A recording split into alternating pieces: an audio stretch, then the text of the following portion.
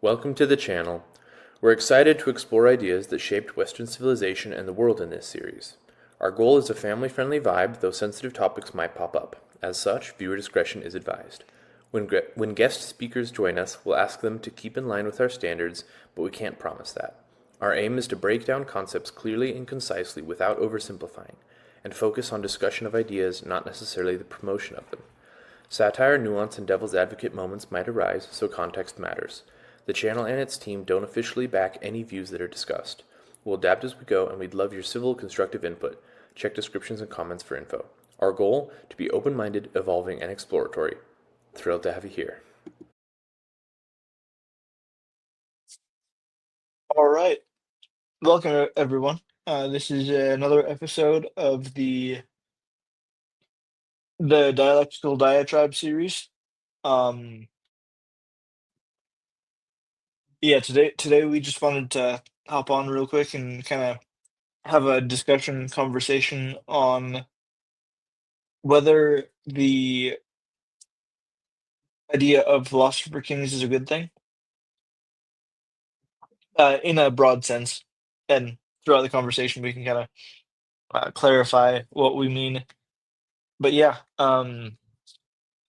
we started this conversation about an hour ago ish, and we thought that this would be a good time or a good thing to bring up to the YouTubes. Um, so yeah, Caleb, do you want to, I guess, take it away from there? Yeah, for sure. So we were talking about Plato's idea of philosopher kings, that being the idea that in in essence the government should be run by philosophers, or the philosophers should play the role of, well, kings or leadership in general. That's just the term as it's been used, translated. I would say that it's much more clear, the sentiment behind it, if you think of it in terms of voting as a profession. So, like with most professions, especially important ones, you want the people who do it to be the most qualified possible. Like in the medical profession, you want there to be medical professionals. You want people to have, doctor's degrees, or at least proper training to be a nurse or an EMT in their roles and in their appropriate roles. And so, voting as a profession should be done by those who are most qualified to vote, which philosophers is the term he used. Now we have maybe a little bit more narrow, specific view of what a philosopher is, but I think philosophy ties in pretty closely with political science as well, so it's not a terrible term to use in the modern usage of the word either. And Yeah. yeah, I think the, Oh, the oh, go ahead. oh, apologies. I was just gonna second that the modern usage of the term uh, in some ways kind of encapsulates better, I guess, in my mind, the term philosopher king, especially because like in Plato's day, which is who we're kind of discussing, uh, the term philosopher really just meant somebody who loves wisdom generally, whether it be like math or science or speech, uh, logic generally, history, all of the above. Closer, yeah, closer to what we might call an intellectual in our modern vocab. Yeah, for sure, for sure. Um, yeah, and I guess to kind of give context again, um, I was, or we kind of discussed. The, sorry, can you hear me still? Oh, you're quiet now.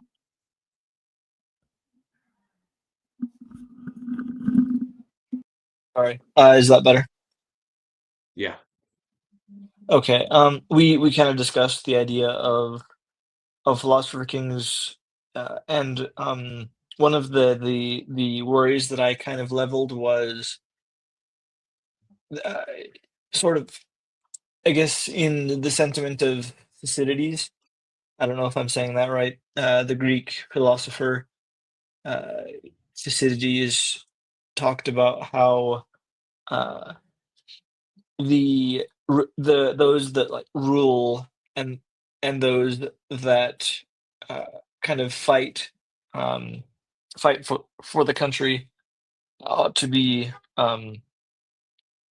both ought to be learned and both ought to have courage because, and this is a definitely a paraphrase of the quote, that the ruling essentially would be done by uh, fools, Cowards.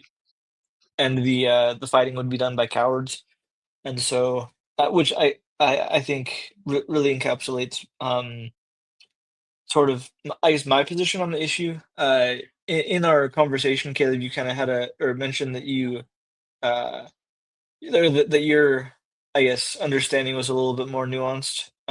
And we sort of left it off because I kind of wanted to have a more natural conversation between the two of us uh, on online to share with the rest of you, so that kind of we can, I guess, learn and discuss together in real time. But yeah, Hmm. Yeah, well, I think the main issue that you're touching on with his idea of Philosopher Kings isn't an issue about his idea of Philosopher Kings. It's an issue of politics and human nature in general. That being, leadership should not be tyranny. Leadership should not be, I am at a higher level of a hierarchy, I rule over you, I am better than you serve me. It should be, I am in a position where my responsibility is to see wider, to see the big picture, to operate at a larger scope, though perhaps in less resolution. A leader should be to bring out the best in those others who he serves as they serve. It's not about a, superiority or anything like that. And I think that tension between those two ideas of leadership, that being, you know, the slave owner, the whip cracker versus the, you know, source of inspiration, the the head of the battle, leading the charge, the front runner, that kind of idea of a leader. And I think as long as, you have leaders who are the latter, who see it as their duty and obligation to serve others and serve their country and their community by their role as a voter rather than someone who just wants power and sees themselves as above others, I think that addresses the main issue. yeah, we've discussed previously, and uh, we'll probably discuss this more in depth in the future as well once we've kind of learned more. But uh, I think one sort of strength of like all I guess groups of people uh, being educated and learned sort of allows for um, and I guess this is what I was referring to when we'll talk about it previously in the future. This sense of checks and balances where uh, the if the rulers become tyrannical in some sense, the those that are subject to them would be able to like know that and be able to keep the rulers in check in the case of some sort of a uh, tyrannical subversion of expectations, to Hmm. put it one way. I don't know if that's the, I guess, most appropriate way to put it, but yeah, I guess all that to say, I think I think there's definitely something important uh, to teaching how to think and how to think well and accurately, Mhm. to be able Certainly. to like be cognizant of things of that nature. Hmm. Well, I think there might be an assumption underlying what you just said there. Which there probably is. The assumption I'm thinking you might be operating under is that he is proposing specifically as like a political, as part of this political theory, that there is more of a small, like ruling class, like an oligarchy, like there's the voters and the non-voters, and that there's a very, I don't know if strict divide is the way to say it exactly, but there's certainly like the main populace is to be considered not the voting class. And that might have been the case, uh, realistically speaking, in Plato's day, just because of, the technology and the society level. There was people didn't have the freedom to all engage in politics at the same level. You can't all be totally up to date politician when you're focusing on farming and feeding your family. Nowadays, I think there is perhaps more freedom for the general public to be more educated, but I don't think there's anything in his expression. Of course, I haven't read the original propositions that he puts forward and stuff, but I don't think there's anything about what he said where he's like, there needs to be a small group of voters. I think his point was more the voting group needs to be qualified. And I would say I would agree with that point. And in the modern day, we have the luxury of trying to make that qualified group be as much of the population as possible. Whereas in his day, that just it probably wasn't much of an option to have everyone operate at that level of involvement. For sure, likely it was somewhat aristocratic in nature. Hmm. As like you were saying, there was somewhat of a divide between like those that like had to work to support themselves all day every day, and those that could um, afford, in all senses of the word, to be able to just focus on less, I guess, survival type things.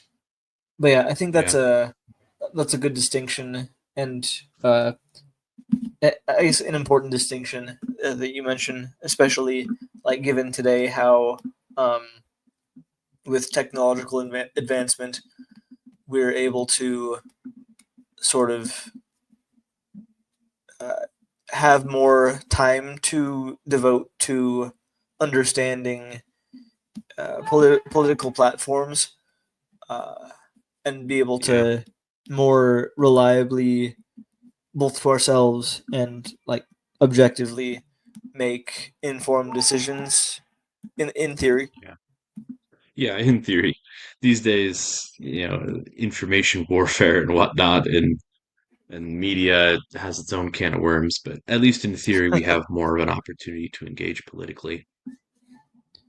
For And I sure. also think with the idea that the voting class be as large as possible, because the public might be informed enough to be a proper voter at a larger scale, that might help with the concern of tyranny, I guess, in a word. Because Hmm. if you're 1% of the population that gets to vote, you might be tempted to think you're above 99%. But if you're in 40 or maybe even as 30% of the population that's allowed to vote, well, it's a little harder to feel special and be like, aha, I am the superior class of person when, like, well, I'm just this half of the population. Yeah. Like there might be a little bit, uh, less of a sense of entitlement and maybe more of a sense of I have this duty, this role to play in guiding the country to a better future if there's more people in that same boat with you. Yeah, and that same sort of principle is present in the Ninth and 10th Federalist Papers, which we've talked about before. How uh, in order to prevent those like factions the as Jefferson and Madison called them in those two papers, uh, and the word that or the language that you're using, Caleb, like tyranny, the majority of people would be of a different opinion in order to prevent an opinion that's, I guess, unhelpful or of a negative effect to the needs and goals of the population of the organization at large. And I'm sorry if that was too esoteric, by the way. I was just trying to be concise. Yeah, I don't think I followed all that. Um, I'll try to summarize it using hopefully simpler language. And if I lose you at any time, please let me know. But I guess what I was trying to get at was that Federalist Papers 9 and 10 talk about how a dissenting minority in like a numerical sense can be uh, overrun by a sort of normal in the statistical sense majority, so to speak, so that like The any majority can bully the minority, basically. yes, so that Hmm. any like negatively dissenting or any dissenting opinions that have a negative effect on the population can be overruled by a more sensible majority, Hmm. whether of one opinion or of multiple opinions that are more positive or I guess opposite to the bad opinion.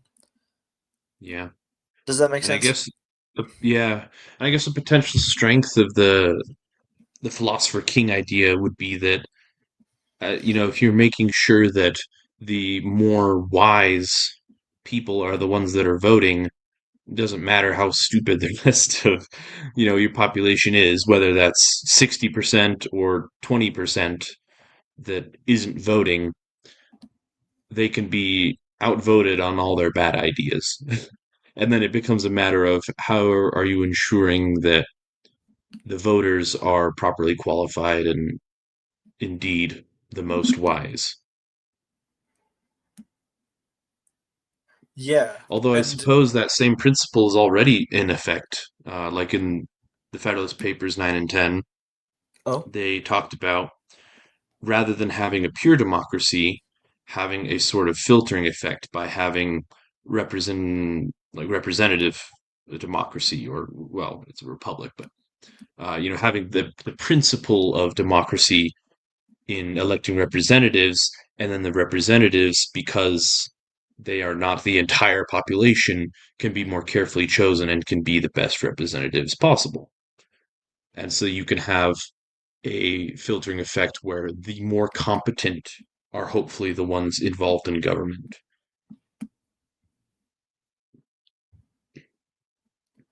and um I think it's important to mention the context of this conversation here too, because uh, the context of the conversation being, uh, or of the I guess object of conversation being the idea within Plato's Republic, and I think um, the title of the work is important to kind of understanding how it would function logistically. Because as you mentioned, Caleb, like the difference between like a democratic system and a republic type system, uh, at least indirectly at the very least. But I think it's important to I guess note that again here toward the end of this conversation. But Wow. You circumlocuted pretty good there. oh, Yeah, I just felt like that was way wordier than it needed to be. But yeah, it Oh, is a good reminder that we're talking about Plato's Republic, and it is indeed a republican system that we use as we elect representatives. yeah. I think it's important to note it's of a democratic flair, so to speak, as it's a Hmm. democratic republic. Um, but if you would rephrase what I was saying for the viewers, uh, as I admit what I said was a little bit wordy and potentially esoteric.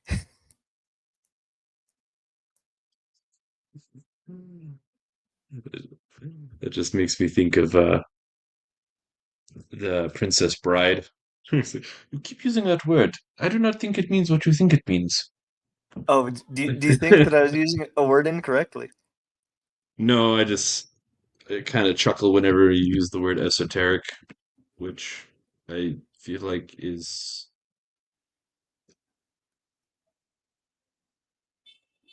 I don't know, Incorrect. it's a unique word. Actually, I just looked it up Uh, and maybe you were using it wrong. I don't know.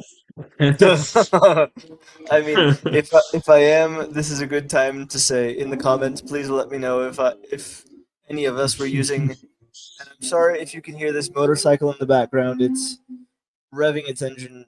I don't know if you could hear any of that, but there's a Uh-huh. motorcycle in the background. Uh, Comment the timestamp of whenever it was, like 21:40 something or whatever.